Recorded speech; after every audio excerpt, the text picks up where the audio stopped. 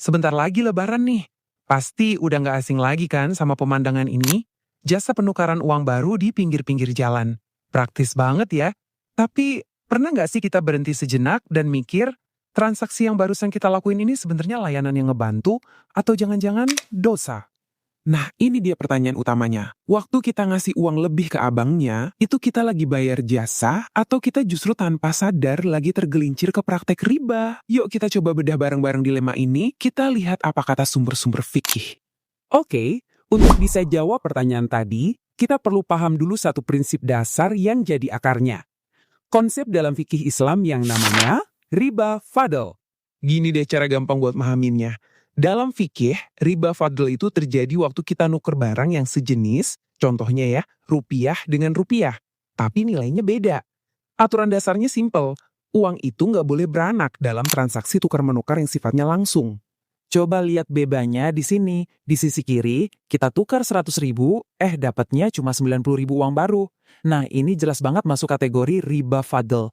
Yang benar itu yang di kanan. Nilainya harus sama persis, 1:1. Poin kuncinya adalah ini. Dalam Islam, uang itu sendiri nilainya tetap, bukan barang dagangan yang bisa dijual belikan dengan untung. Mungkin kamu sekarang mikir, kenapa sih serumit ini aturannya? Ternyata larangan riba itu bukan aturan yang tanpa sebab loh. Ada filosofi ekonomi dan sosial yang dalam banget di baliknya. Coba kita selami lebih dalam. Nah, dari sumber yang kita pelajari, ada beberapa alasan utama. Pertama, ini untuk mencegah eksploitasi, biar nggak ada yang cari untung dari kesulitan orang lain. Kedua, ini buat ngejaga fungsi uang sebagai alat tukar, bukan komoditas. Dan yang paling penting, ini mendorong kita buat muterin uang di ekonomi real, lewat dagang, buka usaha, yang benar-benar menciptakan nilai baru buat masyarakat. Analogi modern ini ngejelasinnya dengan pas banget. Riba itu ibaratnya kita meras buah jeruk yang udah kering. Kita maksa dapat keuntungan dari situasi yang sebenarnya udah sulit. Beda banget kan sama sistem syariah, kayak bagi hasil yang lebih mirip nanam pohon bareng-bareng. Kalau untung, dinikmati bersama. Kalau rugi, ya ditanggung bersama. Adil kan? Dan untuk menegaskan betapa seriusnya masalah ini, sumber-sumber fikih sering banget mengutip hadis ini. Perumpamaannya emang keras dan mengejutkan, ya.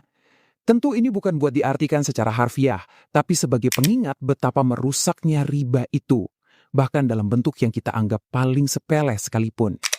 Oke, sekarang kita masuk nih ke area abu-abunya. Disinilah perdebatan sering terjadi.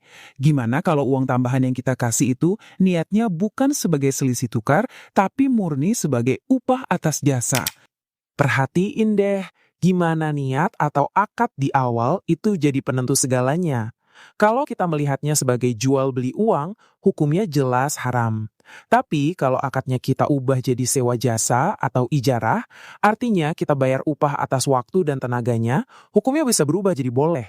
Tapi tentu ada syaratnya yang sangat ketat. Ada beberapa syarat praktis biar akadnya sah sebagai sebuah sewa jasa, bukan riba. Ada 3 syarat yang nggak bisa ditawar. Pertama, nilai tukar uangnya harus sama persis, 1:1. Kedua, bayar biaya jasanya itu secara terpisah. Jadi anggap aja ini 2 transaksi berbeda. Satu tukar uang, satu lagi bayar jasa. Jadi ngomongnya harus jelas, ini 100.000 untuk ditukar dan ini 20.000 untuk upah jasanya. Ketiga, dan ini penting banget, jangan pakai biaya berdasarkan persentase, karena itu mirip banget sama bunga. Tapi di sini muncul masalah baru kan? Resiko dan tenaga buat nuker 10 juta sama 100.000 kan jelas beda. Kalau biayanya disamain semua, ya kasihan juga penyedia jasanya. Jadi ada nggak sih jalan tengah yang adil buat semua, tapi tetap aman secara syariat? Coba kita bandingin 3 model ini. Model persentase, wah ini riskan banget nyerempet ke riba. Model biaya rata atau flat fee, ini aman, tapi ya itu tadi, nggak adil.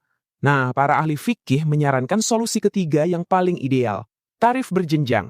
Di sini, biaya jasanya itu ditentukan bukan dari nilai uangnya, tapi dari tingkat kesulitan dan risiko yang ditanggung. Contohnya bisa kayak gini. Untuk nuker uang sampai 1 juta, biaya jasanya Rp20.000.